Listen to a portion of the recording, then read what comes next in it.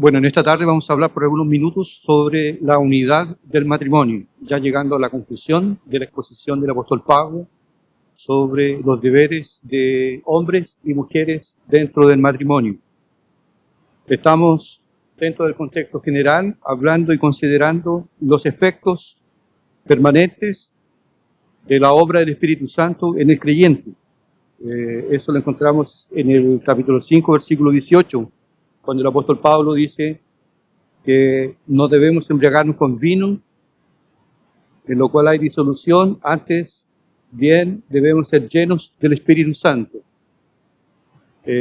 Cuando un creyente él está lleno del Espíritu Santo, eso se va a reflejar de manera directa en el hogar. Es las primeras personas que van a percibir que algo está ocurriendo con este creyente, que está dominado por la gracia de Dios, por el Espíritu Santo, es que la convivencia que va a tener con la esposa, con los hijos, con los que trabajan con él, todo esto se va a ver afectado. Incluso ellos podrían llegar a pensar, ¿y qué está pasando con él? Porque antes era medio bruto, era medio grosero, machista, y ahora es un pan de Dios. ¿Qué está pasando? Entonces aquí nosotros, de manera general, estamos hablando, y el apóstol Pablo está considerando los efectos de un creyente que está lleno del Espíritu Santo. Por muchos años se ha dicho de que una de las evidencias de estar lleno del Espíritu Santo es hablar en lenguas, tener sueños, visiones, revelaciones, interpretación de sueños. Pero aquí nosotros vemos en la palabra de Dios que cuando una persona está llena del Espíritu Santo, primero que va a ocurrir es un cambio en las relaciones familiares. En la familia eso es lo primero que se va a notar. El apóstol Pablo aquí, en este capítulo 5, empieza hablando, cuando trata sobre la familia, dice que todos nosotros estamos sometidos a Cristo, el Señor, todos, hombres y mujeres. Pero cuando entra al campo de la familia, dice que la mujer casada, ella está sujeta a su marido. Ella está sujeta a su marido. Y el hombre casado debe amar a su mujer. El ejemplo es la relación que existe entre Cristo y la iglesia. Es probable que hay personas que no están casadas y podrían pensar, pero esto entonces no es para mí. Pero en algún momento usted va a tener que, con la gracia y la bendición de Dios, formar un hogar, una familia. Y ya debe llevar en consideración estos principios de la palabra de Dios. Entonces, aquí nosotros tenemos los efectos palpables de vivir bajo los efectos del Espíritu Santo. Luego el apóstol Pablo trata sobre la unidad indivisible que ahora existe entre marido y mujer. Por eso va a decir, por eso somos miembros de su cuerpo, de su carne y de sus huesos. Habla sobre esta unidad indivisible que existe ahora en estas dos personas que antes no eran una sola carne, pero ahora en el matrimonio ambos son una sola carne. Ahora en el matrimonio forman un solo cuerpo, estableciendo una unidad indivisible. Y por esta razón, porque los dos ahora se juntaron y son una sola carne, un solo cuerpo, por esta razón deben dejar al padre y a la madre. Ahí entramos al versículo 31 cuando dice el apóstol Pablo, por esto, porque como los dos ahora se casaron, se unieron, ahora, porque están unidos, ahora deben dejar a sus padres, a su parentela, para formar una nueva familia.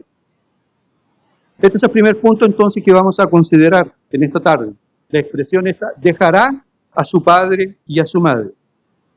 Esta es la segunda orden que recibe el hombre.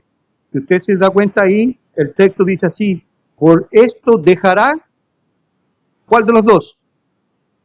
Se refiere al hombre. La orden es dada al hombre. Él es el líder. Él es el que responde por la familia. Es la segunda orden que recibe en el capítulo el hombre. La primera orden o mandamiento es que él debe amar a su mujer. Debe amarla como a sí mismo. Debe amarla como Cristo ama a su iglesia. Es algo profundo, demasiado profundo. Y creo que todos los que estamos aquí casados estamos muy por debajo de la exigencia. Pero esta es la exigencia. Algunas personas a veces abren la boca para hablar o cuestionar la autoridad de la palabra de Dios. La sujeción, que la mujer tiene que estar sometida al marido. Pero usted se da cuenta de la exigencia que se le hace al marido, que él debe amar a su mujer. Y el ejemplo es cómo Cristo amó a su iglesia. Y nosotros ya sabemos por la palabra lo que Cristo hizo por su iglesia.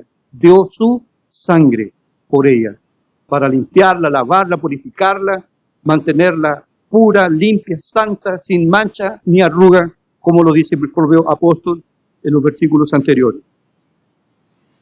Esta orden, esta segunda orden de dejar al padre y a la madre, es una orden muy importante,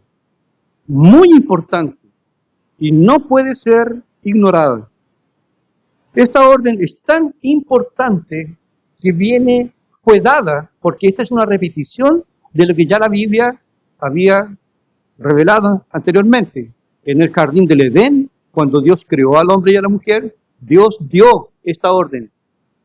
Sin que Adán y Eva tuvieran padres, se le dijo: ahora dejará el hombre a su padre y a su madre y se unirá a su mujer, y ambos serán una sola carne. En el Génesis, en el jardín, se dio esta orden. Después, nuestro Señor Jesucristo, durante su ministerio, cuando le preguntaron sobre el tema del divorcio, Él ratifica esta orden, diciendo, cuando le preguntaron por el divorcio, si era lícito darle carta de divorcio a la mujer, Jesús dijo: en el principio no era así. Por esto dejará el hombre a su padre y a su madre y se unirá a su mujer. O sea, Jesús timbra la orden que Dios había dado en el principio. Y es tan importante que ahora el apóstol Pablo la vuelve a tomar, la vuelve a mencionar. La encontramos aquí en Efesios capítulo 5, versículo 31. No olvidando que esta orden la registran todos los evangelistas. Mateo, Marco y Lucas, los evangelios sinópticos, ellos todos registran esta orden. Solo Juan la omite, para que nosotros veamos cómo es importante esta orden de que el hombre debe dejar a su padre y a su madre para unirse a su mujer. Esta orden que el hombre debe dejar a su padre y a su madre, ¿qué significa esto para nosotros? Significa que por un lado, ahora el hijo que estaba en la casa, que va a formar o ya ha formado una nueva familia, él deja de ser el hijo sumiso a sus padres para transformarse en el líder de una nueva familia. Ella no está bajo la tutela y la autoridad de su padre y de su madre. Ahora la relación es otra. Pero se rompe esta relación de dependencia y sumisión con los padres. Del momento que el hombre se casa, deja de serlo para entonces ser el líder de su nueva familia. Hay padres, esta orden de nuestro Señor se ha prestado para mucha confusión, porque hay padres que no entienden esto. Piensan que los hijos casados todavía están bajo sumisión, que todavía tienen que dar explicaciones de las decisiones que toman, a dónde fueron a almorzar, la casa que compraron, a dónde se van a ir a vivir, el auto que quieren comprar, el nombre que le quieren poner al hijo y ese tipo de cosas. Y eso se acabó. Las personas que más dificultad tienen con esto, y por eso que la fama que tienen, las suegras, que les gusta meter la cuchara, les gusta estar ahí Siempre hay encima, pero ¿y esto? ¿Y esto? ¿Y cuánto gana? ¿Y cuánto esto? ¿Y por qué esto? Eso se acabó. Nosotros como padres cristianos, cuando nosotros despedimos a nuestros hijos en un culto de acción de gracias, en las bodas, nosotros, que el Señor anda con Dios y que Dios te bendiga y te sustente. Yo estaré orando acá, pero los padres no pueden, los padres cristianos, no pueden más estar dominando, controlando o dirigiendo la vida de sus hijos. Yo no le pregunto a mis hijos, ¿cuánto gana tu marido? ¿Cuánto estás ganando ahora? ¿Cómo te va? No puedo hacer eso. Eso no es de mi incumbencia. Eso ahora es responsabilidad de ellos. Y ellos, con la gracia y la sabiduría de Dios, deciden lo que van a hacer con sus recursos. Aunque hoy no vamos a hablar sobre la suegra, ¿verdad? Aunque se lo merecen, pero en un momento vamos a exponer el libro de Ruth para ser bien bíblicos con relación a cómo debe ser, porque ahí tenemos en el libro de Ruth la figura de una suegra piadosa, convertida, ¿ya? No de esta controladora que está por detrás moviendo los palillos y ganándose esta fama. ¿Ya? ¿Y qué comida le están haciendo? Y mi chiquillo, después que lo veo, mi chiquillo está más flaco, anda despeinado, anda así con la corbata para los dos lados, no anda planchado, mi chiquillo, le plancha, está hundido, le plancha. Y ahí empiezan. La orden, no se meta. Él no sabía con quién se estaba casando, no sabía que ella no le pega a la plancha, no sabía que ella no le pega a la cocina. Él quiso, ella quiso. Entonces ahora nosotros solamente que el Señor te bendiga y te guarde, y que vivan para la gloria de Dios. Y este es un principio que nosotros como los padres, que ya tenemos cierta edad, debemos respetar. Por otro lado, los hijos también, principalmente los que sufren de mamitis. ¿Ya? Los que sufren de mamitis, no es que mi mamá hace así, no es que a mí no me gusta así, no es que a mí no me gusta así, es que mi mamá, si mi mamita hacía la sopaipilla así, no le ponía zapallo, no es que acá es un zapallo, no es un zapallo, eso se acabó, nueva vida.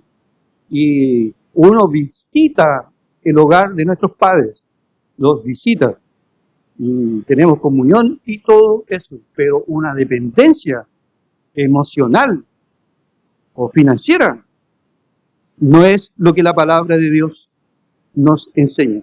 Además que este mandamiento del apóstol Pablo, que el hombre debe dejar a su padre y a su madre, es para que el hombre sabio piense, caramba, si yo tengo que dejar a mi padre y a mi madre, ¿dónde voy a ir a vivir? Por ahí hay unas piezas atrás, y hoy está caro el arriendo. Entonces yo me podría quedar en esas piezas, mientras juntos, no es la orden. La idea de la palabra de Dios es que el hombre piense, si yo me voy a casar, tengo que separarme, independizarme de mis padres, tengo que tener donde vivir, tengo que pagar un arriendo o comprar una casa. Y eso significa que tengo que trabajar, y para tener un buen trabajo tengo que estudiar. Y así se van dando las cosas de manera lógica y de manera natural, para que ellos puedan vivir independientes. Los padres entonces no pueden controlar a los hijos casados, porque ellos deben tornarse independientes, incluso con la salida física. La Biblia no ve con buenos ojos que se casen y sigan en las piezas de atrás el matrimonio. No pueden. Y los que se casan tampoco deben invitar gente a vivir con ellos, porque eso altera el orden de la casa. Y principalmente cuando se está empezando, marido y mujer están en la casa y ellos quieren andar más relajados, con pijama, levantarse más tarde, pero si hay un hermano, un primo, un tío o lo que sea, altera el orden. No se puede levantar con pijama. Entonces la orden de la Biblia es clara, es precisa. Dejará el hombre a su padre y a su madre y empieza una nueva familia. Deja de ser el soldado de sus padres para tornarse en el capitán de su familia, de su mujer, de sus hijos, de la nueva casa que Él va a formar. Se rompen vínculos para establecer otros y así poder glorificar al Señor. Entonces esto implica que las personas que llegan al matrimonio deben programarse, deben hacer glorificar a Dios. La boda debe realizarse no con el objetivo de mostrar una pompa. El objetivo es que en la boda se note la diferencia de los que son y los que no son cristianos. Hoy, particularmente la gente ya de un tiempo por acá, han optado mucho por hacer matrimonios en lugares, en centros de eventos. No hay nada que lo prohíban y que él lo puede hacer bien, pero uno por la experiencia que tiene, generalmente se pierde la reverencia. El pastor está hablando y toda la gente está allá conversando. No hay reverencia. Sería ideal que fuera en un templo, porque es un culto de acción de gracias, en cierto sentido, un culto de despedida. Los padres están despidiendo a sus hijos para iniciar una nueva etapa en la vida cristiana. Pero si usted tiene dinero y tiene un tremendo problema que no sabe qué hacer con la cantidad de recursos que tiene, entonces puede arrendar un local y haga una buena fiesta y déle de comer a la gente, pero sepa que van a salir hablando igual. Porque sea poco, sea mucho, siempre van a hablar. Que faltó esto, que faltó esto, que faltó esto. El cristiano es aquel que piensa en la boda y que glorifique al Señor de manera sencilla. Y los que tienen más o menos mi edad sabrán que en esa época los matrimonios eran mucho más sencillos. Incluso se hacía en el templo y después una recepción en la casa del papá de la novia. Generalmente era así. Las cosas han cambiado, pero los principios establecidos por la palabra de Dios están intactos. Luego, el apóstol Pablo trata sobre la unidad del matrimonio, que es el tema central del texto, ¿verdad? Dice que dejará a su padre y a su madre y se unirá a su mujer, el hombre, y ambos serán una sola carne. Una vez casados, marido y mujer son una sola carne. Si son una sola carne, una sola carne, antes del matrimonio es confusión, es caos. El aviso para decir que se van a casar, tenés que decir, me tengo que casar, y con lágrimas y dolor, es algo de difícil de digerir. Me tengo que casar. No, el creyente es, hermanos, nos queremos casar. Y serán una sola carne solo después que están casados. No antes. Antes es problemático. Antes es un caos. Antes lo hace el mundo. Los cristianos, ellos se guardan, se preservan hasta el día del matrimonio. Marido y mujer es lo ideal para que no se pierda la autoridad. Porque de repente sí, claro, personas tuvieron una vida desordenada en el mundo, pero después cuando llegan los hijos escarban, preguntan, mamá, ¿cuándo nací yo? ¿Cuándo se casó usted? ¿Y por qué? O sea que cuando yo nací usted ya pasó algo, ¿cómo es eso? Entonces la Biblia es clara, debe unirse a su mujer, no a su novia ni a su polola, solo dentro del vínculo del matrimonio. Ahí está la bendición de Dios. Hacer fuego fuera de la estufa, es un problema grave, serio. No es solo una cosita nomás, es solo una cosita. Por eso que los que están pensando en ir al matrimonio deben tomar todos los cuidados posibles, porque nosotros somos débiles, muy débiles, y debemos luchar y hacer incluso votos de fidelidad para poder honrar al Señor con nuestra vida, con todo nuestro ser. Una vez casados, ahí sí serán una sola carne. Esta unión entre marido y mujer es de naturaleza, es de naturaleza espiritual, es de naturaleza emocional y también es de naturaleza física, porque hay contacto físico. De tal manera que ahora los que eran dos, ahora son una sola carne. Y todo lo harán de manera unida, siempre gobernados y regidos por el principio del mutuo consentimiento. Porque nada se puede hacer en el matrimonio con imposición.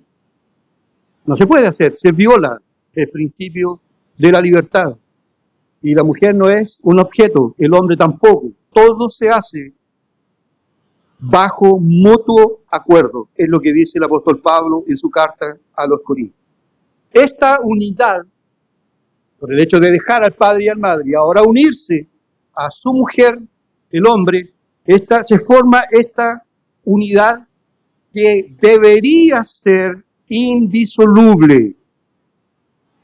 O sea, es la voluntad de Dios que el marido, una vez que se casa, no se separe jamás de su mujer.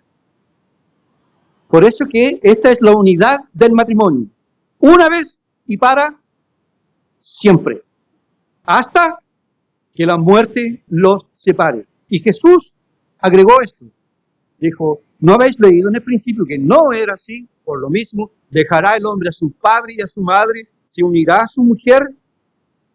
Ambos serán una sola carne. Y el maestro agrega, y lo que Dios unió, no lo separe el hombre. Así que son chivas, mentiras, cuando alguien dice, no, es que mi matrimonio todo empezó mal porque no fue Dios el que nos unió. Porque el texto dice lo que Dios unió, pero a nosotros no nos unió Dios, nos unió la carne, no. Los puros deseos carnales nos unieron. No. Esto vale para todos, absolutamente para todos.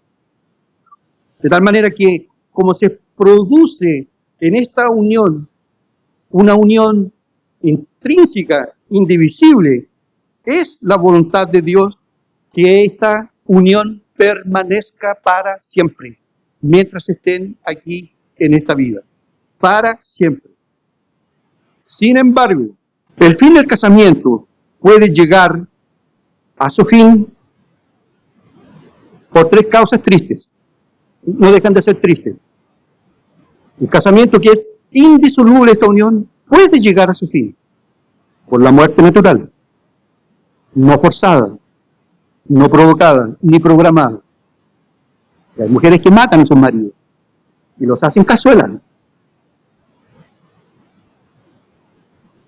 Hay hombres que matan a sus mujeres, las matan de a poco, pero las matan, las humillan, las ultrajan, las hacen pasar vergüenzas y privaciones que no son legítimas. Solo es permitido que este matrimonio llegue a su fin con la muerte natural. Dios llamó a uno de ellos. Ahí se acabó el lazo matrimonial. Pero tenemos dos otras causas que la Biblia también considera. Y ahí entramos, lamentablemente, a mencionar esta palabra triste y dolorosa llamada divorcio. Por la entrada del pecado, el casamiento también puede llegar a su fin a través de dos causas. La infidelidad de uno de ellos y la segunda causa es por la fe o por causa de la fe. El marido no creyente le dice a la mujer, escoge ahí, o Cristo o yo. Si tú escoges a Dios, yo me voy de la casa. Y él abandona su hogar por causa de la fe de su esposa. El divorcio solo es permitido en esas condiciones y nada más. Y no es permitido el divorcio, la separación, es que no nos entendemos, es que somos muy diferentes. Bueno, ¿y no se dieron cuenta antes? ¿Para qué pololearon 2, 3, 4 años? ¿Para qué? Para contarse chistes, para hablar sobre lo que iban a invertir, no era para conocerse. ¿Usted no lo vio a él con mañas? ¿Cómo reacciona él frente a la atención? ¿Cuál es la relación que él tiene con el dinero? ¿Cómo él trata a su mamá? ¿Cómo él trata con su papá, con sus hermanos? ¿No lo vio eso? Es por eso que los que están comprometidos deben estar con los ojos abiertos. ¡Wow! ¿Cómo reacciona él en el tránsito?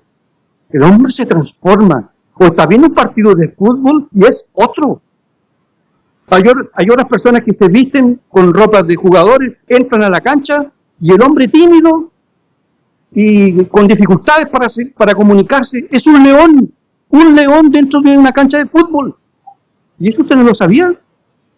Es que no nos llevamos bien, lo siento mucho, pero eso no es causa para ponerle fin al matrimonio.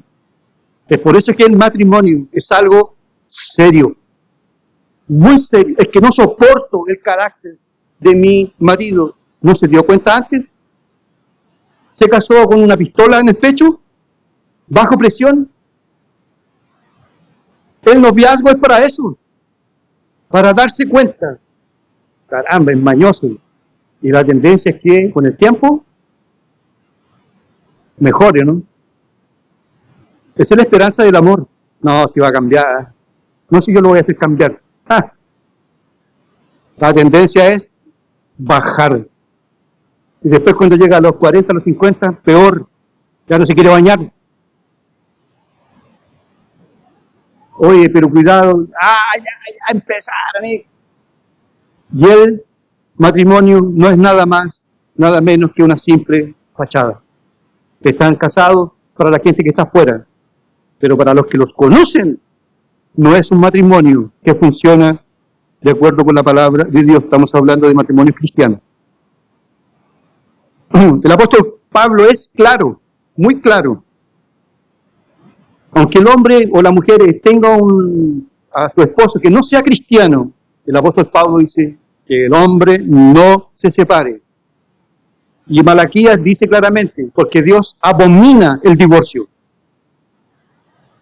Porque es una unión que ocurrió en el momento en que ellos decidieron casarse. Es una unión indivisible. Y es una vez y para siempre. Para siempre. A no ser que entre la muerte o la infidelidad o una guerra por causa de la fe en Cristo. Dice el apóstol Pablo que así como Cristo ama a la iglesia, así también el marido debe amar a su mujer. Y vea lo que dice el versículo 32, porque dice, dejará a su padre y a su madre, se unirá a su mujer, ahora serán los dos una sola carne. Y luego dice, está como que fuese un anacoluto. Dice, grande es este misterio. ¿Qué misterio? Mas yo digo esto respecto de Cristo y de la iglesia. ¿En qué sentido? Porque la unión que existe entre Cristo y la iglesia es una unión mística, espiritual. Nadie, nada ni nadie a nosotros nos puede separar del amor de Cristo. Estamos unidos para siempre. Nada nos podrá separar del amor de Dios, ni nuestros pecados. Nada nos podrá separar. Como existe esta unión mística entre Cristo y la iglesia, dice el apóstol Pablo, lo mismo ocurre entre el marido y su mujer. O sea, la unidad debe mantenerse hasta que Dios nos llame a su presencia. Nos casamos jóvenes, yo con 21 años, delgado, súper delgado, mi apodo era Flaco, siempre donde trabajaba no me llamaban por el nombre, era Flaco, el Flaco, dile al Flaco. Pero con el tiempo van cambiando las cosas, van apareciendo las canas, las enfermedades, las arrugas, los problemas de salud. Y por eso uno va a decir, ya estoy cansado con esta mujer, subió de peso, está vieja, se está pareciendo a la suegra, no la voy a dejar. No puede. Es una unión que no puede ser destruida. Y los que la destruyen, dice el libro de Hebreos, serán juzgados por el Señor, porque el matrimonio es algo serio. Se nos habla del matrimonio en el jardín del Edén, se nos habla del matrimonio en las bodas del Cordero. El matrimonio, la familia, es la base de la sociedad. La familia está constituida por un hombre que es el jefe, el líder, el responsable por el rumbo de la familia. Abajo viene la esposa, luego viene la esposa, el motor de la familia, el punto de equilibrio, que somete a su marido en obediencia, rompe con el estilo implantado por el mundo. Y los hijos que nacen, nacen bajo la disciplina y la amonestación del Señor, de los padres, como iremos a ver en los otros textos que nos corresponden la próxima semana.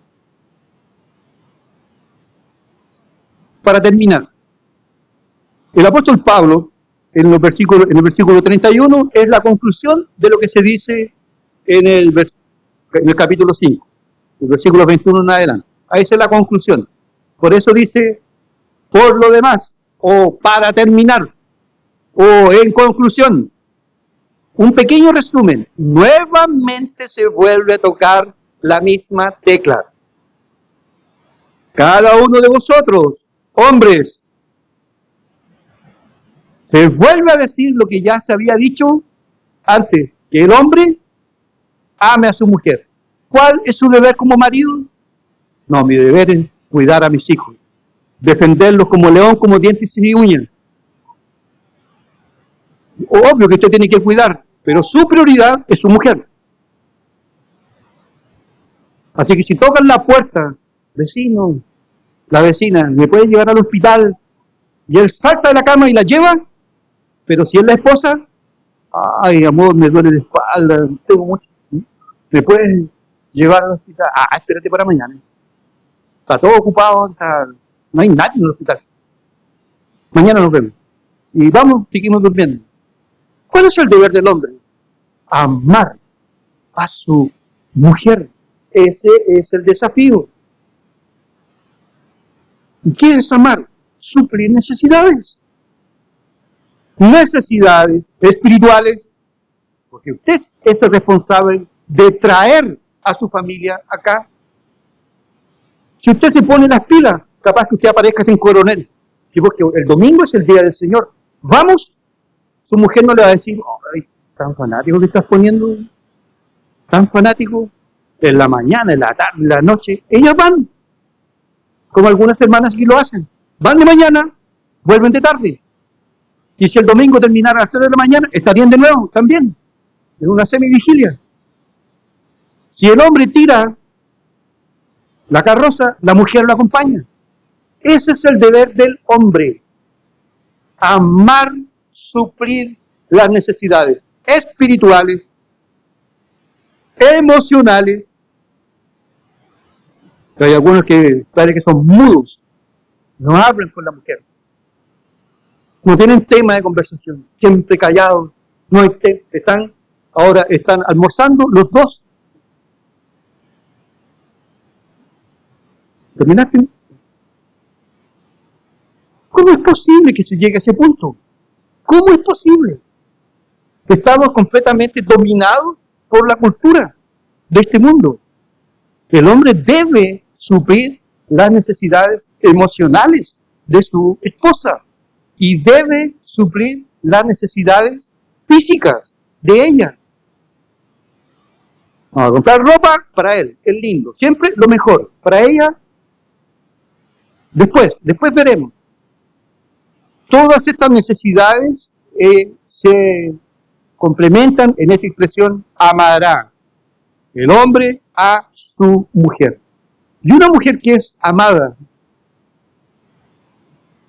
usted la va a tener aquí, amigo. Aquí en la mano la va a tener. Si usted la ama, porque ella reacciona. Y que Dios lo libre, nos libra a nosotros de los hombres de tener esa facultad de sacarle lo peor, maltratándolo. Como dije en la mañana, la mujer no es para ser golpeada, ni maltratada, ni humillada, por nada. Es la responsabilidad del hombre amar a su mujer. Invítela a salir. Invítela a cenar con algo que le gusta a ella. Hágale el gusto. Dese el esfuerzo y el trabajo de cuidar de ella más que de los hijos. Que los hijos crecen, se enamoran, preguntan, y nos parece o no nos parece. Están ahí, se enamoran y se van. Y ahí quedamos los dos de nuevo. Porque toda la vida viviendo en torno a los hijos. No, la lectura que encontramos aquí en la palabra, el hombre ame a su mujer. Con hijos, sin hijos, solo o con multitudes, el hombre debe amar a su mujer. Y el apóstol Pablo da otro discón en las santas diciendo, y la mujer respeta al marido. En el griego tenemos la palabra phobos ahí, que sería literalmente tema. Y la mujer tema, pero no, aunque la palabra phobos, de fobia o fobia, en el griego se usa tanto para el terror, el pánico, como para el temor reverente. Es el contexto del texto que dice si es temor reverente o pánico. Aquí es el temor reverente. Y como dice el propio apóstol Pablo, ustedes como hijas amadas, descendientes de Sara, que llamaba a Abraham de Señor. Ay, voy a llamar a mi marido de Señor. Bueno, usted llama al jefe, lo llama de Señor. Pero al marido no puede, ¿verdad? El feminismo es otro cáncer que asola a las familias cristianas. Ya no agacha el moño. Yo le digo las cosas no hay, ¡pam!, de frente. Y se las digo no hace. Si le gusta, bueno, si no, ya verá eso. ¿Qué Biblia está leyendo, hermano? ¿Qué Biblia está leyendo? Tiene que correr y leer todos los libros de Riley. La va a ayudar en eso. La mujer respete a su marido. No lo deje en vergüenza. Y tampoco no sea necia de elogiarlo fuera de lo normal. No, sí, marido, capo. Y la casa está llena, hecha a puro machetazo.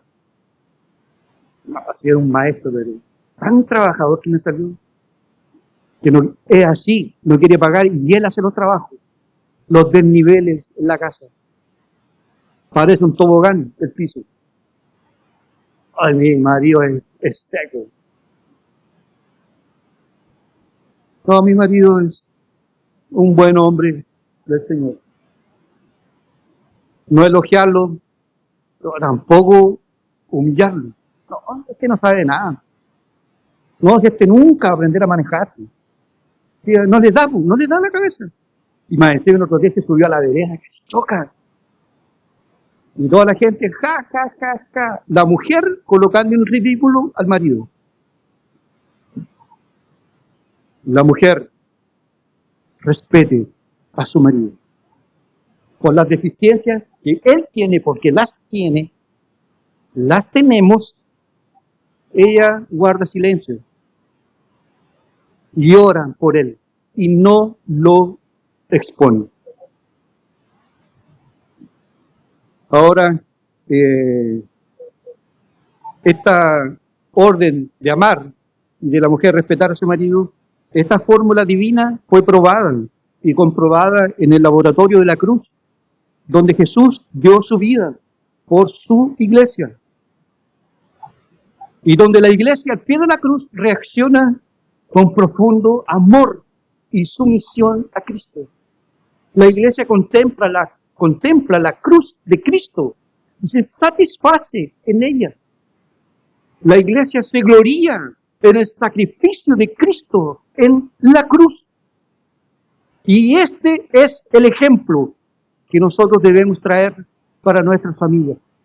Nosotros vemos, hermanos, que los tribunales de justicia, tribunales abarrotados de problemas familiares en el mundo, Pero entre nosotros esperemos que la familia pueda funcionar como Dios lo ha establecido en su palabra. El hombre es el jefe, es el líder, es el responsable de la familia.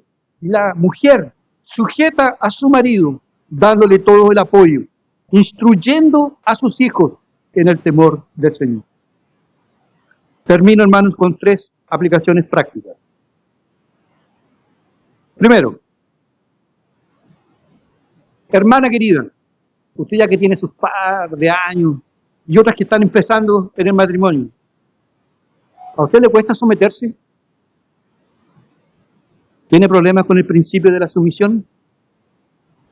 ¿Tiene problemas con este tema de la autoridad del marido? Pida perdón hoy a Dios. Y siga la orientación de la palabra. La palabra dice claramente, la mujer sabia edifica su casa. La necia la destruye. A veces cuando los matrimonios fracasan, puede ser que hayan responsabilidades compartidas.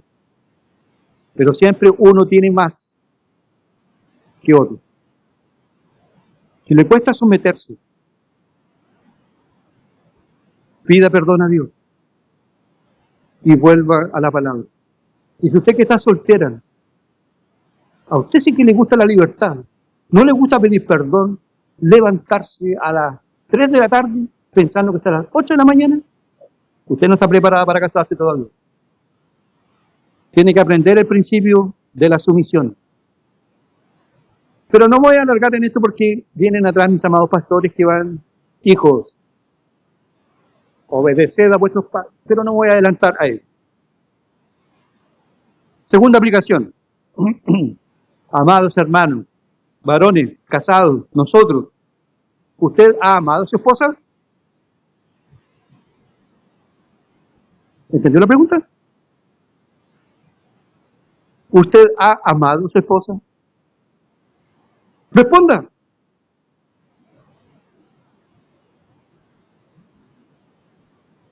Amado hermano, ¿usted ha amado a su esposa? ¿No es este el mandamiento? Maridos, a amar. ¿Usted ama a su esposa? Y ahí está saliendo uno de las tumbas. ¿Verdad? Sí, sí, sí. Pero deje terminar la pregunta.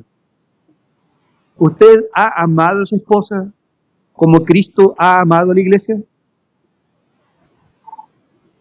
Ay, sí que le creo el silencio. Ay, sí que se lo creo. Yo he pecado, he sido desobediente, rebelde, pero Dios me ama y me perdona y me restaura y me disciplina. Nosotros también hemos cometido fallos y necesitamos el perdón de Dios para ser un buen marido. Un marido que su mujer dice, pues Dios.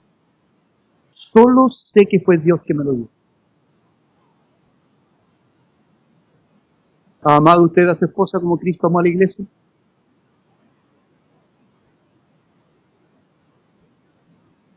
¿Usted ha cumplido con el rol que le cabe? ¿No considera usted que también tiene que pedir perdón a Dios? Señor, no he hecho lo que he tenido que cumplir con el nivel exigido. La última pregunta. Creo que todos nosotros aquí estamos conscientes que nosotros debemos pedir perdón al Señor porque tal vez la mujer en algún momento no respondió correctamente, el marido no le da un trato digno y no hemos cumplido con el deber que Dios nos exige en su palabra. Que Dios nos perdone mucho. Hermanos, esto es tan importante que si la familia no está bien, eso se ve en la iglesia. Si las familias están bien, eso se ve en la iglesia.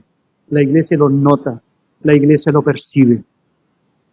Y rogamos a Dios que Dios pueda derramar un profundo avivamiento en nuestra iglesia, empezando por nuestros hogares, amando a la esposa, la mujer sometiéndose a su marido en amor.